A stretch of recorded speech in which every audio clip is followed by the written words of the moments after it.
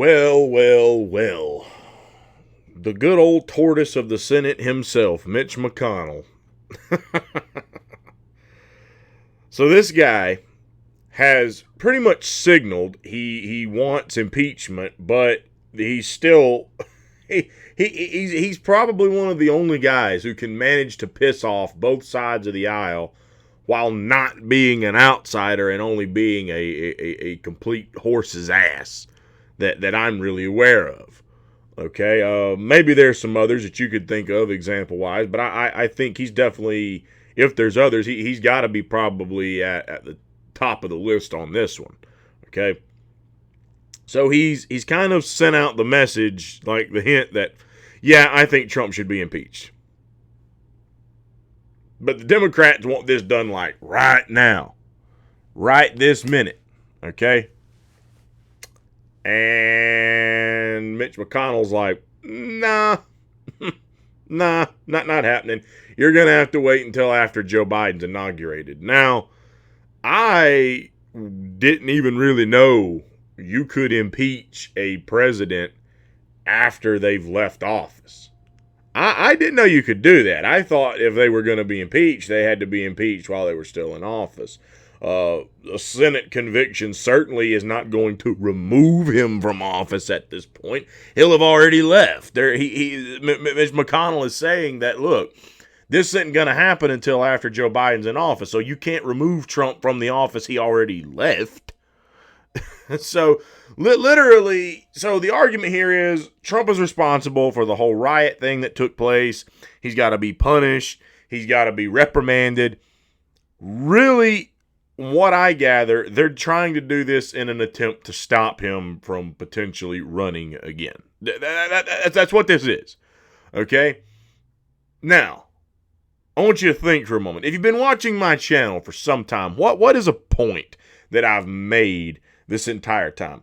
When everyone was saying that there was things going on with the election, go back and watch some of my videos from the last couple of weeks to over a month. What have I been telling people, to use Dave's term here, about electric frog, which is, I'll say it, election fraud. Oh, if this video gets removed, you know why. Okay. What have I been telling people who brought that up? That, guys, if anything happened, it couldn't have been done by one party. I don't believe it. I don't believe it. I mean, look, maybe if it was in a state completely blue. Like, if you were to tell me there were some shenanigans in California and they made sure that the Democrats won, I'd be like, okay. And what breaking news are you going to give to me next? That I live in South Carolina? Oh, wow. Like, if it were at least that dominated by the one side, I could at least possibly say, like, okay, yeah, not surprising. We know what they did to a primary, right? They completely rigged the primary. So if they're in complete almost control of a state, well, why wouldn't they be able to do the same thing? But in a battleground state, in a state that's been red, like Georgia, I don't know. I don't know. Is it impossible? No. And maybe the defense is, well, those counties were very blue. Maybe so. Again, I certainly saw plenty of things that pointed towards shenanigans, but something in the back of my mind, while everyone's out there like, oh, we got to defend the Republicans. We got to defend the Republicans. Oh, no, the Democrats going to steal our whole country away from us. Oh, Lord, help us, Jesus. We're going to be communists and socialists, and we ain't going to have a democracy and a republic no more. We're going to be living in a dictator country. Joe Biden and Kamala Harris. You know it's going to be Kamala Harris, don't you? Don't you? It ain't going to be Joe Biden. No, Joe Biden going to be gone in about 2 or 3 months. And Kamala Harris is going to come in there. By God, she going to ruin this whole damn country. The whole damn country going to go right down the shitter. I don't know why these people. You got to stop the steal, man. Stop the steal. Come on. Can't have no Joe Biden in there. Trump's my president. The whole time that shit was going on and people were just completely defending the Republican Party. Like these fuckers who were behind the Patriot Act, the Iraq War, the bad free trade deals. Oh, and by the way, doing their own election tampering with extreme gerrymandering. Okay? Like, these fucking people are the moral crusaders over here who are going to really make some drastic change and save our country. No. First of all, if you think, and this is what I said, if you think the majority of that party likes Donald Trump, we're not talking base. We're talking politician. Now, let me backtrack that. I don't know about the majority of the party. Maybe a good chunk of the politicians do. Maybe the people who were really helped by Donald Trump. But let me be a little more specific here. If you think that the party leadership likes Donald Trump,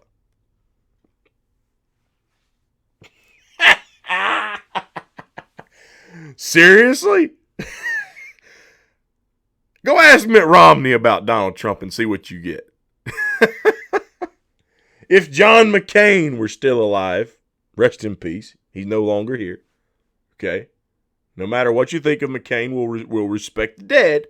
Okay, I'm not going to say anything bad. But if he were around, go ask John McCain what he thought of Donald Trump. What's the importance of those two that I just mentioned right there? I don't know. One was the nominee in 2008. The other was the nominee in 2012. Clearly, they had some influence within the Republican Party. Yes, they failed to beat Obama, but they still made it to the top. They were the one running for the top office in the land. How about the Bushes? We all know how old goofy Jeb's ass, who couldn't pry himself loose from mama's tit, we all know how he feels about Donald Trump. Okay? And even though we haven't heard a ton, I think we can figure out just how good old stupid George felt about Donald Trump. Because good old goofy George, I won't say stupid George, goofy George. Goofy George, I think that fits better, right? We'll give some homage to our president that's on the way out the door right now with the nicknames today. Goofy George. We all can kind of tell how Goofy George felt about Donald Trump. The Bush family don't like Trump. Now, why in the fuck would that be? Because when this man ran for president, he did the one cardinal sin that they will not have. That is, he actually proposed or brought up real problems that Americans talk about. Now, don't start my Hey, I welcome comments, but please, for all these people who constantly, whenever I do this, whenever I just try to be fucking fair, they think that I'm some damn Trumper over here. Trump didn't do half what he promised he was going to do. Did you hear me say he did? Like, go back and watch my previous videos. I criticize Trump all the time. You don't be confused at the fact I'm being honest. Give credit where credit is due. Give criticism where it's also due. Don't conflate that with the fact that I'm not going to be a hack and just say Trump bad all the time with the fact that I like Donald Trump. You can be an independent. You can be honest and criticize and praise someone at different moments, and it doesn't mean that you like that person. It just means you're being honest. I mean, what seriously is the harm in calling good and calling bad? Like, really? You're that petty? Okay, suit yourself. But Trump did that one cardinal sin. He ran as an outsider. He brought up issues people really care about. And he wasn't afraid to go after the jugular of the Republicans. He played dirty. Period. He played dirty. Think about the shit we heard on the primary stage back in 2015 going into 2016. We heard every damn thing from how big your hands are to Ted Cruz's daddy helped kill Kennedy. What the fuck? Are you serious? Like, who the fuck can you think of? Who can you think of? Who can you think of that would have said any of this shit? And even fucking Ted Cruz. Now, I guess they've mended fences. I don't know if it's because they genuinely mended fences or if because Cruz thinks it's in his best interest to ride the man's coattails so he could become president later on. But, damn, not only did he insult Ted Cruz's daddy, he fucking insulted the man's wife. He insulted the man's wife. I don't remember exactly what he said, but basically, didn't he say something along the lines of, if that was my wife, I wouldn't fuck her, basically, or some shit? Like, what the? Like, who in the fuck has run for president and been willing to just, fucking eagle claw the damn throat of people in their own party like some damn kung fu shit? Just take the damn 3 fingers and at their fucking throat or whatever, right? Like, who in the hell's done that shit?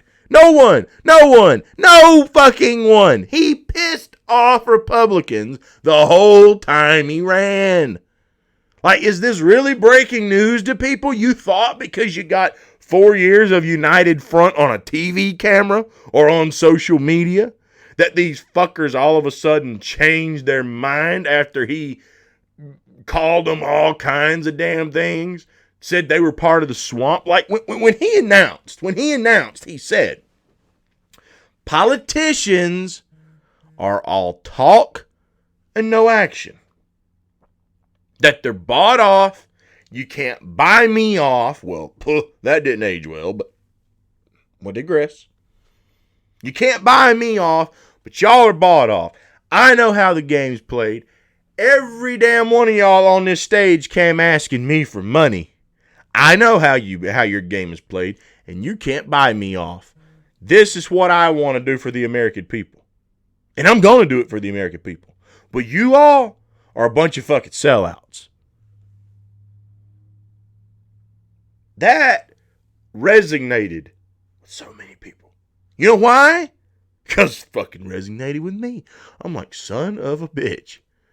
Are you serious right now? Like, where? Why? Why is it taking this long to get someone to come out here and embarrass these people? Because, God, we've needed it for so long. Now, I feel like a jackass for voting for the man the last time around because, again, he didn't do what he said he was going to do. And in the cases where he didn't even need Senate or the Congress, he didn't act on those either. He got in there and instead of draining the swamp, came up to swamp creatures and tried to shake hands and rub elbows with them and be buddy-buddy. And that brings us to the swamp turtle, Mitch McConnell.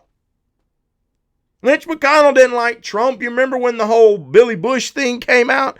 People like McConnell and Paul Ryan were saying like he shouldn't embarrass our party and disgrace us. He should probably step down, step aside, what the hell ever. He didn't. He didn't do it. And then he won. Well, then these damn people had to be like, okay, well, I guess we got to figure out how to work with him. So damn Mitch McConnell's coming all the time. Oh, Mr. President, we got to work on legislation. I don't know if my impersonation sounds more like fucking McConnell or if I'm more like a damn blabbermouthed Richard Nixon at this point. But either way. Fucking damn turkey gobbler just a damn flapping down here, playing up to the damn president for 4 fucking years. And Trump was either gullible enough or didn't give a shit and thought he could be their buddy after everything he did, that he played along with them. He became buddy-buddy with these people. And it bit him right in the ass. And I could have told you that was going to happen, probably. Like, I've been convinced that they never liked Donald Trump. And I didn't say much because I felt like they might not ever show it because he had already taken their party over so badly that if they did, it would be political suicide.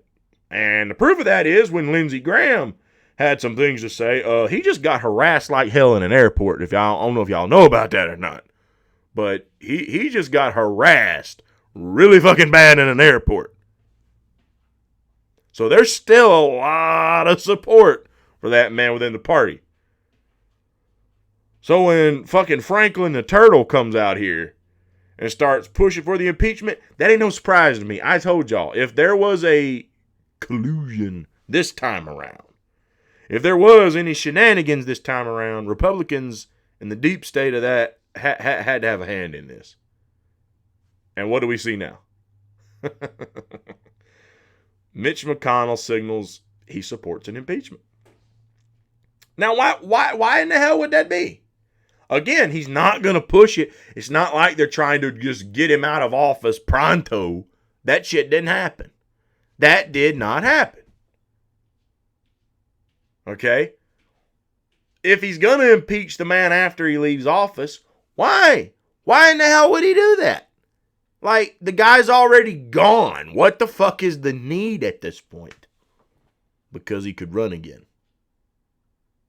Mitch McConnell wants to move on from Trump and back to the way they were before Trump.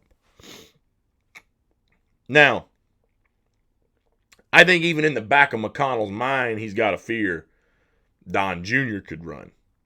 And you mark my words, if that is the case, the Republicans are going to be scheming for a good 4 years, probably to figure out how to stop Don Jr. from getting elected, or anyone that is probably close to Donald Trump. They are going to make sure that it is going to be a Republican with a massive capital R on the front of it.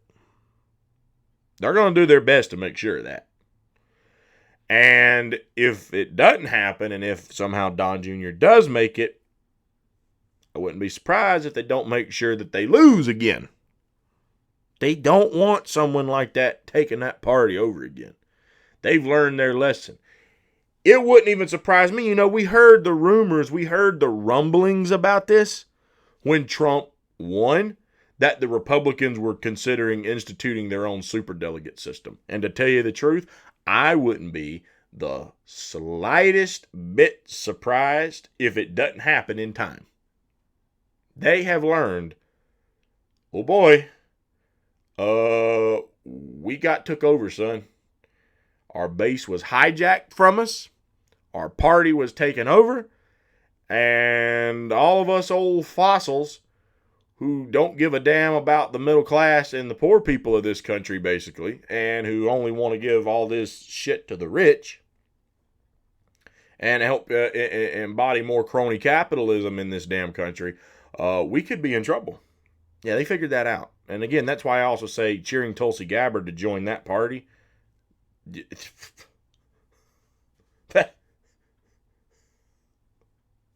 Why? Why? Is this not enough proof for you that they're going to do the same thing the Democrats have done? Guys, understand something. The Democrats were able to keep an outsider from winning the nomination or the presidency on their side. The Republicans failed when that task first came to their doorstep. But they learned. And look what they're doing to the guy who helped their party win in 2016. Now, because he rubbed elbows with them, I think he also helped them lose. I think that's why they lost in 2018. I think that's why they lost in 2020. Now, they gained some House seats, but they lost control of the Senate. Now, I think part of that had to do with what Mitch McConnell did. By the way, another thing, Mitch McConnell, no stimulus. Screw the lower class in the country. No, plenty of money for DOD, plenty of money for special interests, plenty of money for fucking foreign countries, but no stimulus for the American people. Well, I just don't think it's productive. I don't think this is how we should treat the American people, and blah, blah, blah, blah, blah. Bullshit. This guy is a fucking gremlin if I've ever seen one, honestly. Okay. I mean, he is like a damn ghoul combined with a damn tortoise that plagues our fucking country. God. The day this man leaves office, there's a few people that when they are finally gone from political office, even if whoever succeeds or takes their mantle, even if who their successor is even worse, which God, I hope not, but even if that's the case, there's going to be so many people who are happy when the fallen people are gone that they'll probably go out and throw a damn party. Mitch McConnell, Chuck Schumer, Nancy Pelosi, Dianne Feinstein, and you might be able to throw a couple more in there. But definitely all those names I just mentioned. Lindsey Graham would probably be another one too. But, yeah. Like, really? God, it is, oh. long past time to go for all these people. And so, this just goes to show you. The Republican Party is not your alternative. They are going to do the same things.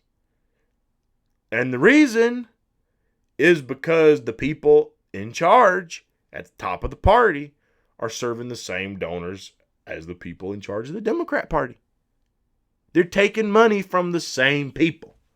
They're serving the same donors to do the same things, to serve the same interests. You're getting no change. You're getting a change in rhetoric. You're getting a change in rhetoric. You're getting a change in pigmentation. You're getting a change in tone. As far as a change in policy is concerned, except on a couple of issues like gun rights, for example, or abortion, you ain't getting change on shit. Nothing. So I think that this should be a big old wake-up call for a lot of people out there. Also, plan on tomorrow. I will be making another video. Today was attack the Republicans. Tomorrow, we're going to attack the Democrats again. Tomorrow we're going to be talking about the recent what Jimmy Dore covered. I think Franco covered it on his channel as well, Frank Analysis, where apparently AOC is now for forced to vote. Some of you already are going to know what that's going to be about, but I'll be giving my take on what came about where AOC and the squad used their leverage to force the vote for impeachment, but of course would not force the vote for any kind of health care, Medicare for all, or whatever. We're going to dive into that tomorrow. So if you like the video, be sure to smash the like button, drop comments, share the links around, help get this out there. We'll see you tomorrow while we attack the Democrats on the Lone Wolf Podcast.